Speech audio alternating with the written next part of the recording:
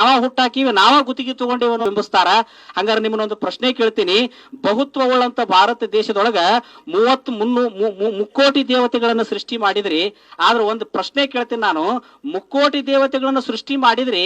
1930, 35, 40 ದಶಕದಲ್ಲಿ ಈ ದೇಶಕ್ಕೆ ಸ್ವಾತಂತ್ರ್ಯ ಹೋರಾಟ ನಡೆದ ಸಂದರ್ಭದೊಳಗ ಈ ದೇಶದಲ್ಲಿ ದೇವತೆಗಳ ಸಂಖ್ಯೆ ಹೆಚ್ಚಿತ್ತು, ಜನಸಂಖ್ಯೆ 30 ಕೋಟಿ ಇತ್ತು.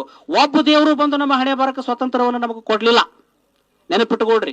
ಬಹಳಷ್ಟು ದೇವರುಗಳು ಗುಡಿಯಾಗ ಕುಂತು ಈ ರೋಗ ಬಂದ ಮೇಲೆ ಅಂಕುರ ದೇವರ ಕಿಮ್ಮತ್ ಏಟೈತೆ ಅನ್ನೋದು ಎಲ್ಲರಿಗೂ ಗೊತ್ತಾಗೈತಿ.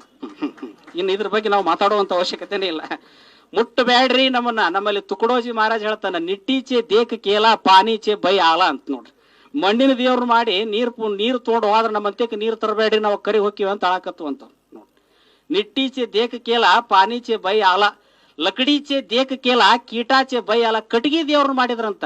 ಕಟಗಿ ದೇವ್ರು ಮಾಡಿ ಚೊಲೋತ್ನಂಗ ದ್ಯಾಮವ್ವನು ಮಾಡಿ ಬ್ಯೂಟಿ ಪಾರ್ಲರ್ಗೆ ಹಾಕಿ ಚೊಲೋತ್ನಂಗ ಆಕಿಗೆಲ್ಲ ಬಣ್ಣ ಗಿಣ್ಣ ಹೊಡೆದು ಗದ್ದಿಗೊಳಿಸಿ ದೊಡ್ಡ ಜಾತ್ರೆ ಮಾಡಿ ಇನ್ನೇನು ಗದ್ದಿಗೆ ಗಿಡಕ್ಕೆ ಹೋದ್ರಂತ ಆಕಿನೂ ಹಾಳಕತ್ಲಂತ. 3 ವರ್ಷಕ್ಕೊಮ್ಮೆ ನಾನು ಜಾತ್ರೆ ಮಾಡ್ರಿ, ಇಲ್ಲ ಸಣ್ಣಗ ಹುಳ ಬಂದನ ಕಿವ್ಯಾಗ ಹೋಗಿ ನನ್ನ ಮೂಗಿನ್ಯಾಗ ಹೋಗಿ ಕೊರಿತಾವನ ಅಂತೇಳಿ. ಅದಕ್ಕ ಅಂತಾರ ನೋಡ್ರಿ, 3 ವರ್ಷಕ್ಕೊಮ್ಮೆ 4 ವರ್ಷಕ್ಕೊಮ್ಮೆ 6 ವರ್ಷಕ್ಕೊಮ್ಮೆ ಈ ದ್ಯಾಮವ್ವನ ಜಾತ್ರೆ ಮಾಡ್ತಾರ. ವರ್ಷ ಮಾಡೋದಿಲ್ಲ. ಒಮ್ಮೆ ದ್ಯಾಮವ್ವನ ಜಾತ್ರೆ ಮಾಡಿದ್ರಂದ್ರೆ 30 ವರ್ಷ ಊರಿಗೆ ಎಳಗಿನ ಆಗೋದಿಲ್ಲ. ತೊಳ್ಕೊಂಡು ಹೋಗ್ಬಿಟ್ಟಿರ್ತೈತೆ ಅಷ್ಟು ರೊಕ್ಕ. ಆ ಪರಿ ಅನಾಹುತ. ಅದಕ್ಕೆ ನಮ್ಮಲ್ಲಿ ಇವತ್ತು ಹಳ್ಳಿಯಾಗ ಹೇಳ್ತಾರ, ಮನುಷ್ಯಾಗ ಸೊಕ್ಕ ಬಂದ್ರೆ ಇಲೆಕ್ಷನ್ ನಿಂದಿರ್ಸ್ಬೇಕಂತ, ಊರಿಗೆ ಸೊಕ್ಕ ಬಂದ್ರೆ ದ್ಯಾಮವ್ವನ ಜಾತ್ರೆ ಮಾಡಿಸ್ಬೇಕಂತ. ಅಂದ್ರೆ ಅಷ್ಟು ಕಷ್ಟ ದ್ಯಾಮವ್ವನ ಜಾತ್ರೆ. ಆ ಪರಿ ಖರ್ಚಾಕತ್ತೆ ಅದಕ್ಕೆ ನೋಡ್ರಿ.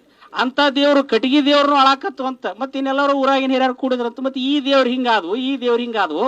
ಇನ್ನು ನೀರ್ ಹಾಕಿದ್ರೆ ಕರಗಬಾರದ್ರು, ಯಾವ ಹುಳನು ಕೊರಿಬಾರ್ದು. ಹಂಗಾರೆ ಏನ್ ಮಾಡೋನು, ಎಲ್ಲರೂ ಒಟ್ಟು ಬಂಗಾರ ಕೂಡಿಸ್ರಿಪ್ಪ. ಸೋನಾಚೆ ದೇಕ ಕೇಲ ಚೋರಾಚೆ ಬೈ ಆಲ.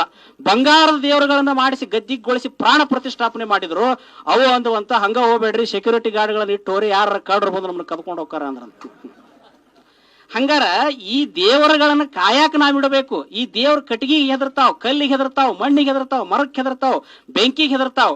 ಇವತ್ತು ಈ COVID-19 ಅನ್ನುವಂತ ರೋಗ ಬಂದ್ರೆ ಸಹಿತ ಅವಕ್ಕೂ ಹೆದರ್ತಾವ. ಅಂದ್ರ ಇವ್ಯಾವ ನಮ್ಮನ್ನು ಕಾಯೋದಿಲ್ಲ.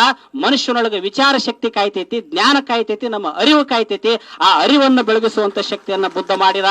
ಆ ಅರಿವನ್ನು ಬೆಳಗಿಸುವಂತ ಶಕ್ತಿಯನ್ನ ಬಸವಣ್ಣವರು ಮಾಡಿದ್ರು. ಅದಕ್ಕೆ ಹೇಳ್ತಾನೆ, ಸಕಲೇಶ ಮಾದರಸ ವಿಚಾರದೆಮ್ಮಿಗಿಲು ಸಾಹಿಗಳಿಲ್ಲ ಅಂತ ನೋಡು. ಪ್ರಪಂಚದಲ್ಲಿ ಮನುಷ್ಯನಿಗೆ ಬದುಕಾಕ ವಿಚಾರಗಳನ್ನ ಕೊಡಬೇಕಂತ, ಐಡಿಯಾ ಕೊಡಬೇಕಂತ. ನಮ್ಮಲ್ಲಿ ಐಡಿಯಾಲಜಿ ಇಲ್ಲ, ವಿಚಾರಗಳನ್ನ ಕೊಡ್ಲಿಲ್ಲ. ಬರೀ ಎಡ ಬಾಳ ಕಡಿಮೆ ಅಂದ್ವಿ, ಬಲ ಬಾಳ ಹೆಚ್ಚ ಅಂದ್ವಿ. ಎಡಗೈ ಬಾಳ ಸುಮಾರು ಅಂದ್ವಿ, ಬಲಗೈ ಬಾಳ ಶ್ರೇಷ್ಠ ಅಂದ್ವಿ. ಮತ್ತೆ ಎಡ ಇದ್ದದ್ ಇಟ್ಕೊಂಡು ಯಾಕೆ ಕುದುರ್ತೀರಿ? ತೆಗೆದು ಒಗದು ಬಿಡ್ರಲ್ಲ ಅವನ್ನ. ಎಡಗೈ ಬಾಳ ಕೆಟ್ಟ ಅಂತಂದ್ರೆ ಅದನ್ನ ಕಬ್ಬು ಕತ್ತರಿಸಿ ಒಗದು ಬಿಡ್ರಿ. ಬಲಗಾಲ ಬಾಳ ಚಲೋ, ಎಡಗಾಲ ಬಾಳ ಕೆಟ್ಟಾಗಿತ್ತಂತಂದ್ರೆ ಮತ್ತೆ ಎಡಗಾಲ